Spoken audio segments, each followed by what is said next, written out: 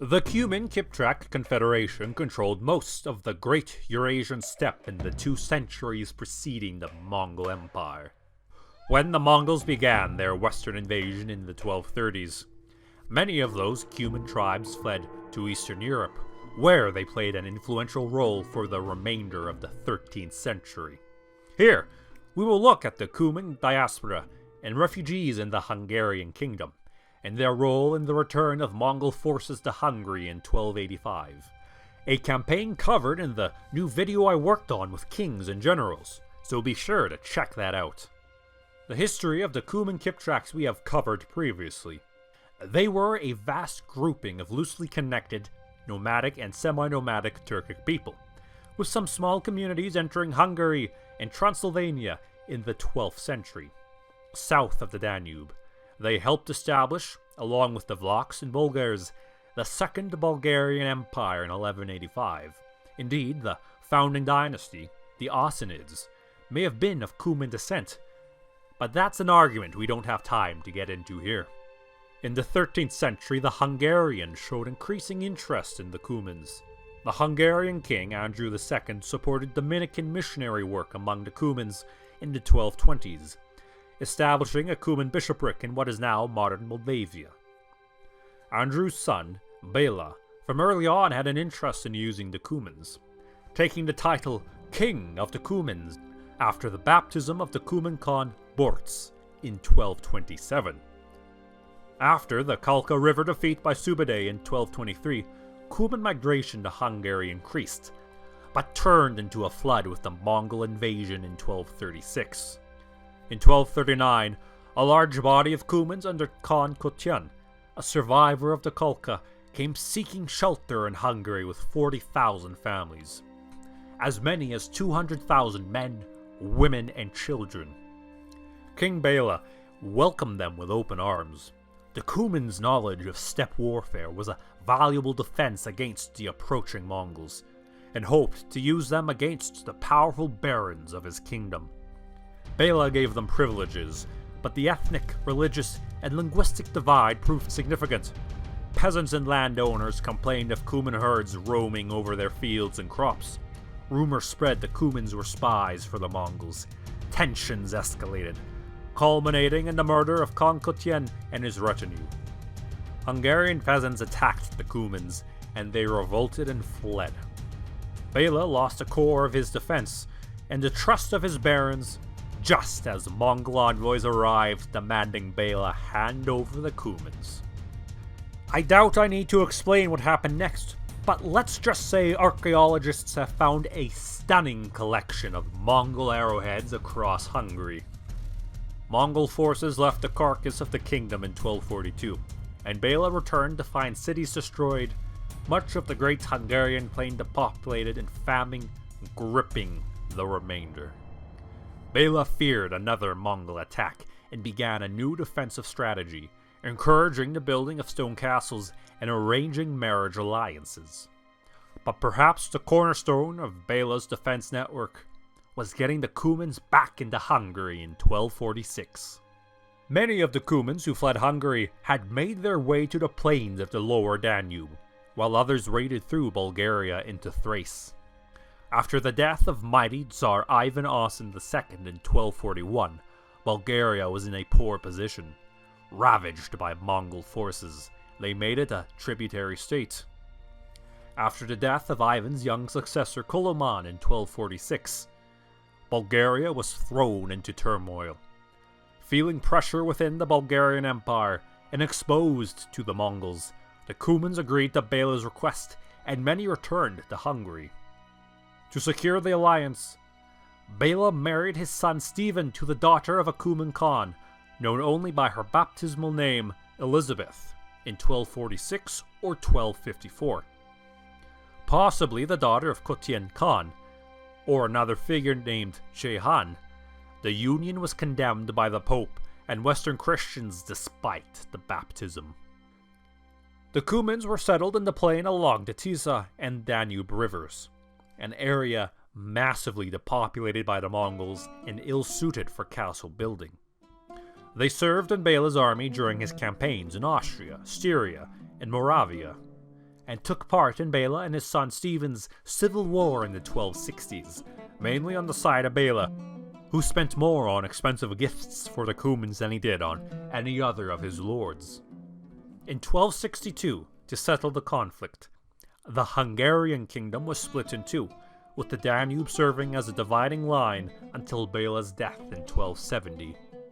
Stephen V, King of Hungary, reigned only 2 years, and was succeeded by his young son Ladislaus IV in 1272, who was half Cuman. His mother, commonly called Elizabeth the Cuman, was officially regent of Hungary, as Ladislaus was still a minor. In reality, Elizabeth struggled against the kingdom's powerful barons. When Ladislaus became king, he was actually held captive by one. Elizabeth was not a puppet, but she was overpowered by them. She was unable to leverage her Cuman family against them, and indeed had been married as a young girl and baptized early. Though her heritage was Cuman, she had spent most of her life living like a Hungarian noblewoman. When Ladislaus reached his majority in 1277 and could rule in his own right, we see the height of Cuman influence in Hungary. Perhaps due to his treatment by the Hungarian lords, Ladislaus sought solace in company among his mother's people.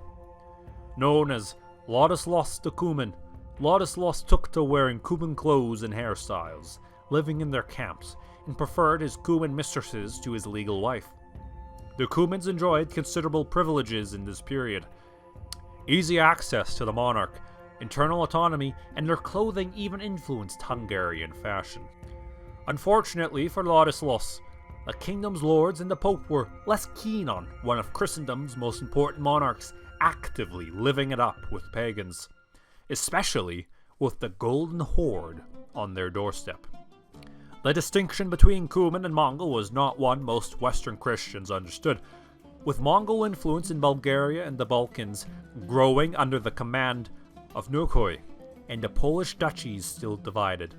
Hungary was very much the proverbial wall between Christian Europe and the Mongols.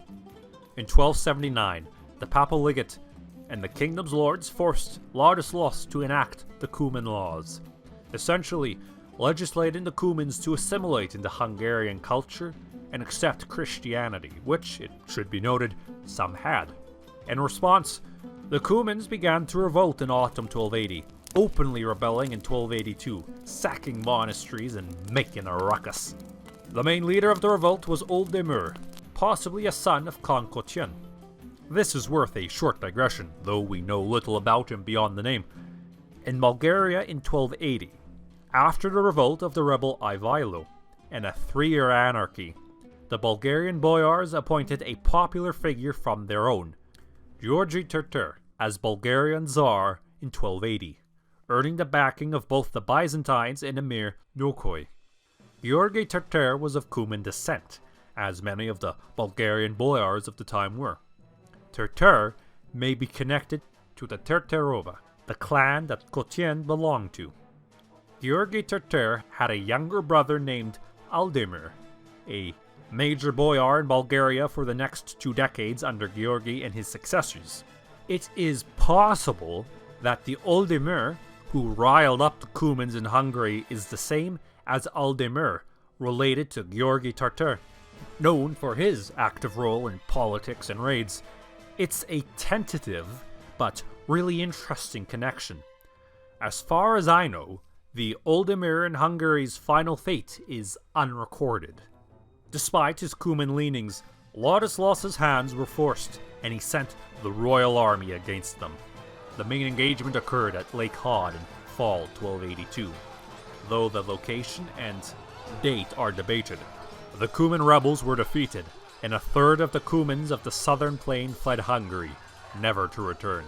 Those who were captured were reduced to serfs, though as indicative of their military usefulness, those who did not partake kept their privileges. This dispersed Cuman mercenaries across the region. A number found employment in the ongoing conflict over Braničevo, a territory the Hungarians and Serbians both wanted, but was independent under 2 brothers of Cuman descent, Dorman and Kudelin, supported by the Prince of Vidin, Shishman, another independent Bulgarian lord, also of Cuman descent and loyal to Nokhoi. Speaking of Old One-Eye, it is likely many of the Cumans fled to him, and Christian sources assert that the Cumans encouraged Nokhoi to attack Hungary. Certainly, they would have brought news of the distrust between King Ladislaus and his barons, and the loss of the important Cuman auxiliaries. Thus, Nokhoi, along with the Jutrid prince Telebuka, attacked a vulnerable Hungary in 1285. But you'll have to check out my friends at Kings and Generals for more on that. We'll end this off with a brief epilogue on Ladislaus, Elizabeth, and Cumans in Hungary. Ladislaus continued to live among the Cumans, and appointed his mother Elizabeth to act as his deputy in Slavonia, Bosnia, and Makso, to help assert royal control in these regions. But he also sent her a charter demanding she return church property she had illegally occupied in Zagreb. Other than that, Elizabeth outwardly showed Christian piety, donating to monasteries and churches. She disappears from the sources in 1290, her final fate uncertain. Ladislaus was killed the same year, seemingly murdered by Cumans in one of their camps. Under his successor, his cousin Andrew III, many of the Cumans' privileges were revoked, though they maintained their military usefulness to the Hungarians over the 14th century. The 15th century saw this position phased out, and their gradual assimilation. Traditional burial customs and other elements were maintained until the 16th century, and their language held out until the end of the 1600s. Today, there are efforts by their descendants to restore elements of their culture and historical language. Several of these groups and reenactors will be linked in the description for you to check out in your own leisure. I hope you enjoyed this little return to Cumania, and we'll see you whenever I get around to making another one of these in a month.